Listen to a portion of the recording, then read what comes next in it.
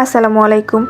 আজকে তৈরি করলাম দারুণ মজার ভাপা ডিমের কোরমা। কম উপকরণে খুবই সহজ, অথচ রেস্টুরেন্টের মতোই মজা। রুটি, পরোটা বা ভাত সবকিছুর সাথেই জমে যায়। একবার বানালে বারবার বানাতে ইচ্ছা করবে। ডিমগুলো ভাপা হওয়ার কারণে মশলার স্বাদ ভেতর পর্যন্ত ঢুকে গেছে। প্রতিটা কামড়ে পাবেন মোলায়েম ঝরঝরে ভাত। রুটির সাথে একেবারে পারফেক্ট একটা খাবার। বিশ্বাস করুন, এত সহজে এত মজার কোরমা আপনি খুব কমই পাবেন। এই রান্নাটা সকাল, দুপুর, রাতে যে কোনো সময় বানাতে পারবেন।